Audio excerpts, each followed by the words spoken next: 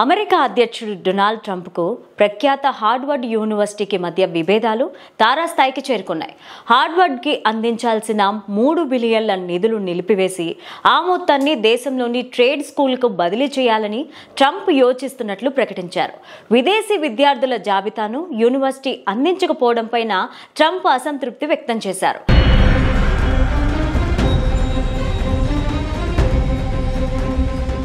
Trump ఆరోపణలు, డిమాండ్లు.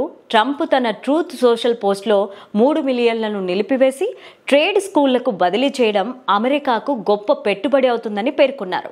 విదేశీ విద్యార్థుల జాబితా తమకు దేశానికి ముప్పుగా మారగల వ్యక్తులను గుర్తించడానికి ఉపయోగపడుతుందని, తర్వాత వారిని దేశంలోనికి తిరిగి రాకుండా నియంత్రించవచ్చని ఆయన అన్నారు. గతంలో దేశానికి ముప్పు రాకుండా ఉండడం కోసం $1 బిలియన్ ఖర్చు చేశానని, అయినా ఇంకా ఉన్మాదులు అమెరికాను ఇబ్బందులు పెట్టాలనుకునేవారు ఉన్నారా అని తెలుసుకోవడానికి ఈ జాబితా అవసరమని ట్రంప్ వాదించారు. ఈ విషయంలో తన ప్రభుత్వం హార్వర్డ్ పైన విజయం సాధిస్తుందని ఆయన ధీమా వ్యక్తం చేశారు.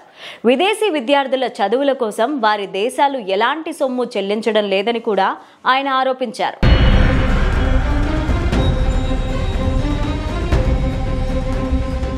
హార్వర్డ్ స్పందన, న్యాయ పోరాటం. ఇటీవలే హార్వర్డ్ యూనివర్సిటీకి అందించే నిధుల్లో ట్రంప్ కోత విధించారు. విదేశీ విద్యార్థులను చేర్చుకోవడానికి ఉన్న అనుమతిని రద్దు చేశారు. ఈ చర్యను హార్వర్డ్ తీవ్రంగా వ్యతిరేకించింది. ట్రంప్ నిర్ణయం అనైతికమైనదని, నిబంధనలను ఉల్లంఘించడమేనని ఆరోపిస్తూ కోర్టులో పిటిషన్లు దాఖలు చేసింది. ఒక్క సంతకంతో యూనివర్సిటీలోని మొత్తం విద్యార్థుల్లో 1/4 మందిని తొలగించేందుకు ప్రభుత్వం నిర్ణయం తీసుకుంది అని హార్వర్డ్ వెల్లడించింది. దీనిపైన విచారణ జరిపిన ఫెడరల్ కోర్టు న్యాయమూర్తి ట్రంప్ నిర్ణయాన్ని నిలుపుదల చేస్తూ ఆదేశాలు జారీ చేశారు.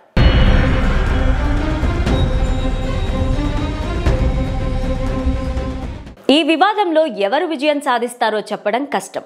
ట్రంప్ తన రాజకీయ పలుకుబడిని ఉపయోగించి హార్వర్డ్ యూనివర్సిటీ పైన ఒత్తిడిని పెంచుతున్నారు. జాతీయ భద్రత, ఆర్థిక ప్రయోజనాల పేరుతో తన చర్యలను సమర్థించుకుంటున్నారు. మరోవైపు హార్వర్డ్ న్యాయపరంగా పోరాడుతోంది. ట్రంప్ చర్యలు చట్ట విరుద్ధమని వాదిస్తోంది. ఫెడరల్ కోర్టు ఇప్పటికే ట్రంప్ నిర్ణయాన్ని నిలుపుదల చేయడం హార్వర్డ్ యూనివర్సిటీకి కొంత ఊరటనిచ్చింది.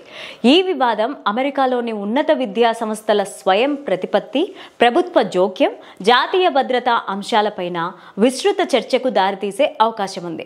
ట్రంప్ తన డిమాండ్లను ఎంతవరకు నెరవేర్చగలరు, హార్వర్డ్ తన వాదనలను ఎంతవరకు నిరూపించుకోగలదు అనేది రాబోయే రోజుల్లో తేలుతుంది. ఈ పోరాటం అమెరికా విద్యా వ్యవస్థ పైన ఎలాంటి ప్రభావం చూపుతుందో చూడాలి మరి.